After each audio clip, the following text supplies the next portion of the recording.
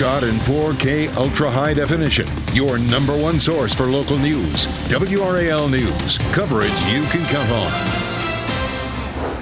It's another cold start out there. Our temperatures are down near freezing this morning. I'll show you when we'll begin to warm up and how long that could last.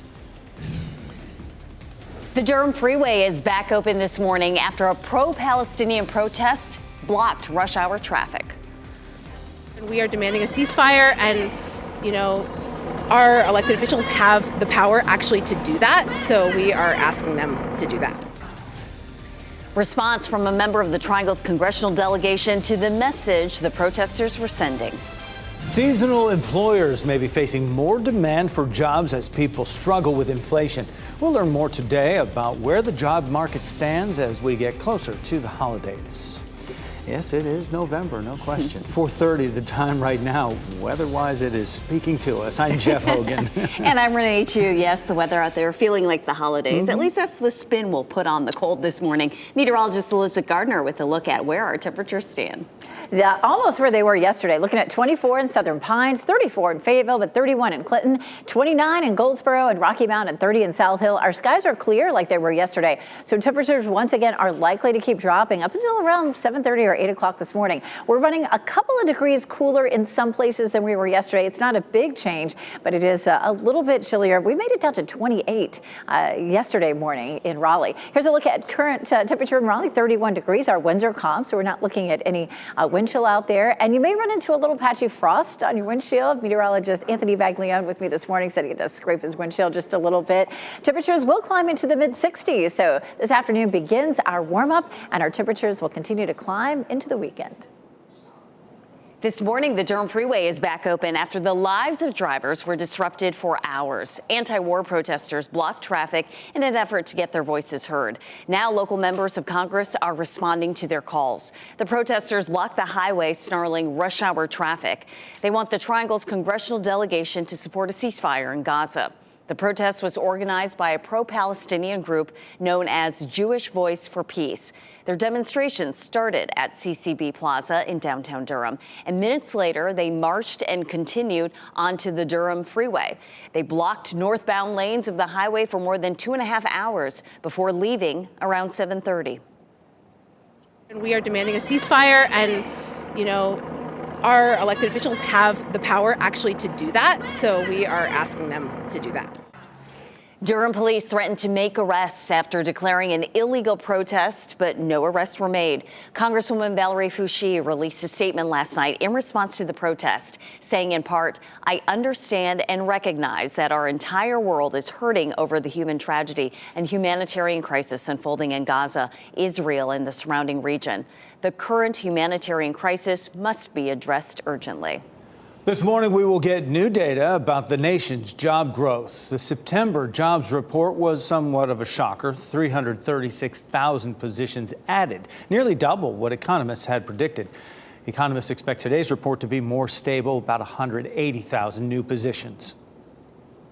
To give you an example, if typically in November jobs go up 10%, they'll take 10% off of whatever the job number gain was and say this is the seasonally adjusted number. So today's job report comes as many companies are looking to hire people for seasonal work. From 10 this morning until 6 this evening, you can go to the UPS on Atlantic Avenue and apply to be a driver or warehouse worker. Amazon and FedEx are both hiring as well. A man is in federal custody right now, accused of threatening to shoot and kill children in Cary. Several of those threats targeted a daycare center just a few feet from where he lives. 46-year-old Kevin Douglas was arrested Wednesday night for cyber stalking, but bonded out before the FBI took him back into custody yesterday. Authorities say he made 9 threatening cyber tips to the National Center for Missing and Exploited Children. He said he wanted to shoot and kill Mexican children. Douglas was released from federal prison in 2016 after he threatened to kill someone at the British Embassy in Washington. He has a federal detention hearing in Raleigh next week. Chapel Hill police say they have identified this man who was caught on surveillance video assaulting a customer at a bakery. And they're looking for your help in finding 48-year-old John Roach. He's facing a charge of misdemeanor assault. The surveillance video shows a customer being helped up off the ground after he was punched and knocked to the floor at Gugelhof Bake Shop in the Eastgate Shopping Center. The victim told WRAL he has no idea what provoked the attack. And happening right now in the WRAL Live Center, following some breaking news out of Durham this morning, all lanes of I-85 South are closed at exit 163 because of a crash. We are working to learn more details about this crash if anybody was hurt. Officials do say the road is expected to open by 6 o'clock this morning. WRAL's Kelsey Coffey is on her way to the scene. As soon as we have more information, we'll bring it to you. Michelle, thanks. Counselors are on campus at Harnett Central High School after the death of an English teacher. The school district tells WRAL Wendy Vance has died. They didn't say how she died. Counselors and support staff are available to speak with any student or faculty members who need them. A big moment for the Blue Devils last night.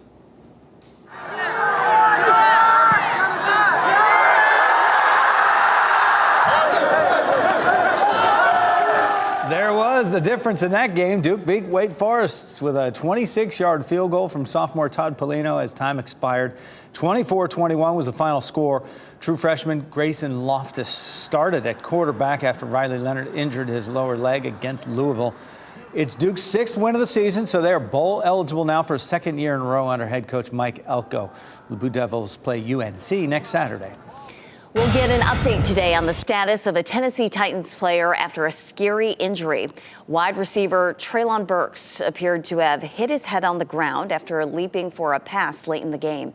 He lay motionless on the field before being carted off. Burks gave a thumbs up as he was taken away. NFL.com reports he was able to walk out of the locker room on his own. As for the game, the Pittsburgh Steelers defense held on for a 2016 win over the Titans. Saturday will be a picture-perfect day in Fayetteville, so why not come out to this year's Veterans Day Parade?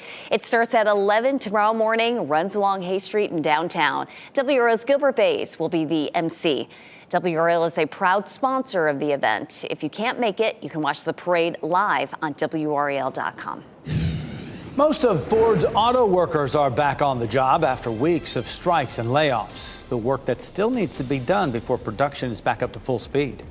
Your opportunities to book a getaway to Iceland are growing. The increasing service at RDU as more people head to visit the popular destination. And another cold morning. This is a live look down Salem Street in Apex. Meteorologist Elizabeth Gardner is back after the break with the warm up that we are expecting for a little bit later today and for your weekend plans.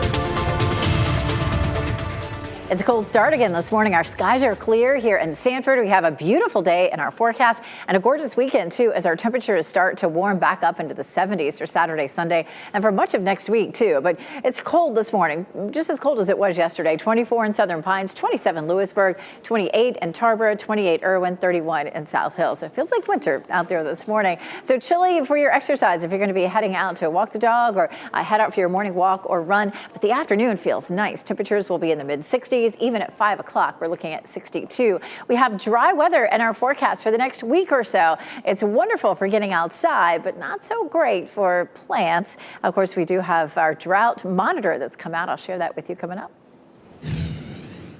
Nearly all of Ford's employees are back on the job after the auto workers strike and related layoffs. The company has called 95% of its labor force back to its plants. But Ford says it will still take weeks to ramp back up to full production.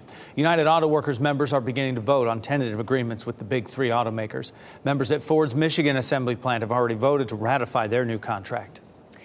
A Durham man is facing 6 life terms in prison for sex trafficking. A jury convicted 62-year-old Chester Wallace in July of operating a sex trafficking ring. Evidence revealed Wallace operated out of a 3-bedroom rented house in Durham from July 2021 through spring of 2022. Prosecutors say he preyed on women suffering from substance abuse disorders. A Southern Nash High School student accused of shooting 4 people at the Wilson County Fairgrounds is in jail on $1 million bond. 18-year-old Braulio Fuentes Martinez made his first court appearance yesterday. He faces a slew of charges, including 4 counts of attempted first-degree murder. Court documents also show the gun used in the shooting was stolen from a pawn shop in Kansas City. A lawyer representing Fuentes Martinez told WRAL the 18-year-old's family has faced several threats over the last few days and says Fuentes Martinez surrendered to police to help ease the tension in the community. UNC is mourning the loss of basketball great Walter Davis, who died yesterday.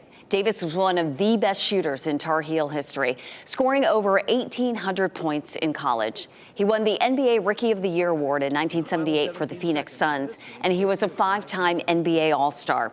He was also the uncle of Tar Heels basketball coach Hubert Davis. Walter Davis was 69 years old. 18 states, including North Carolina, are demanding that the FDA strengthen labeling guidance for pulse oximeters.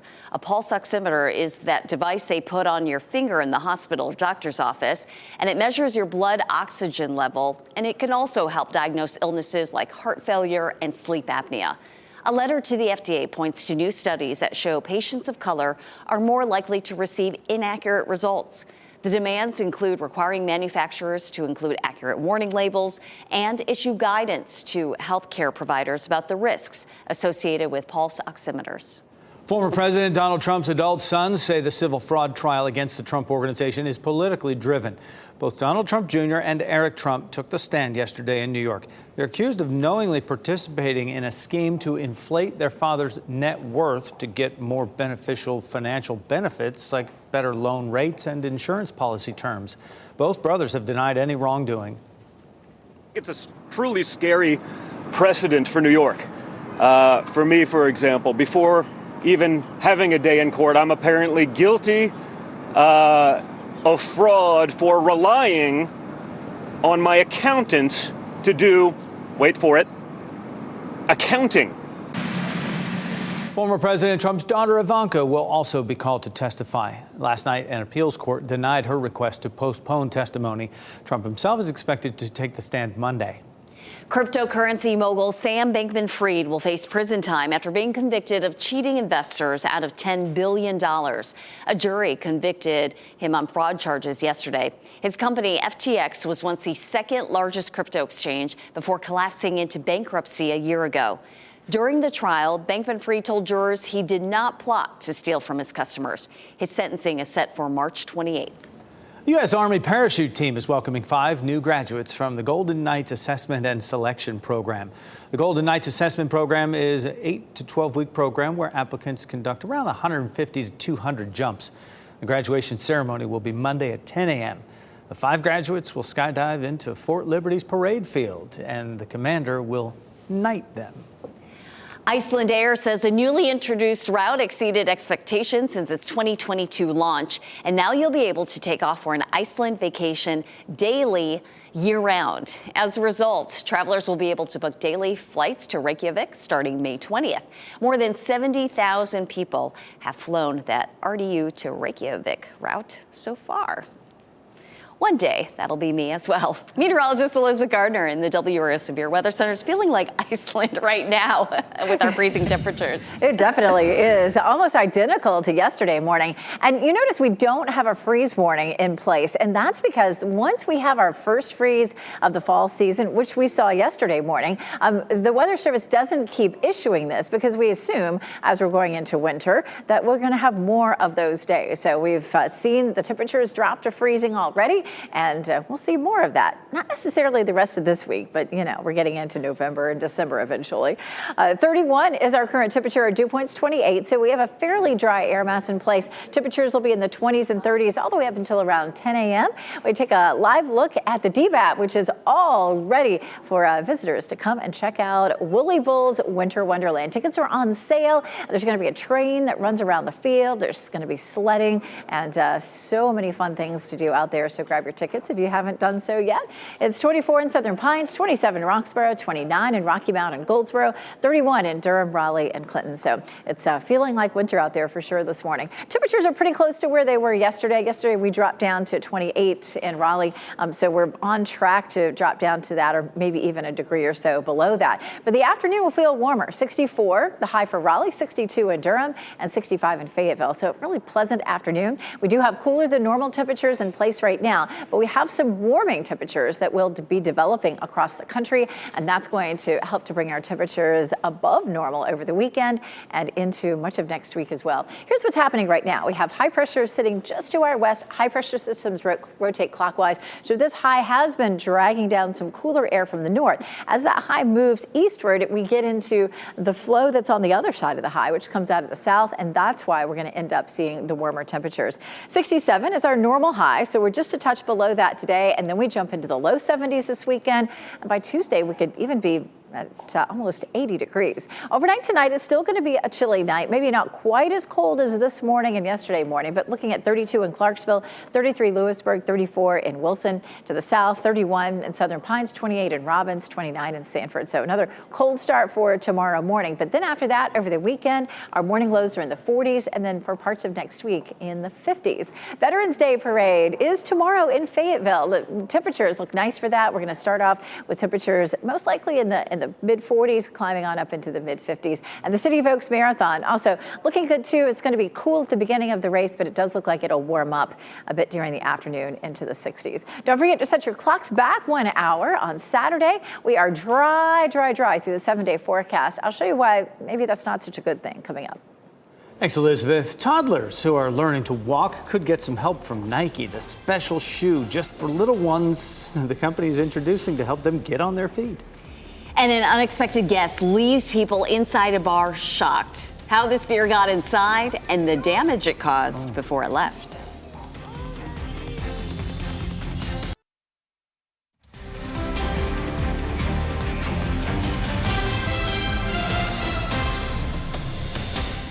One of our newest cameras from the WRAL camera network. Fenton in Cary, that development that opened last year off Carytown Boulevard, and they've set up the ice rink that will open this weekend on Sunday.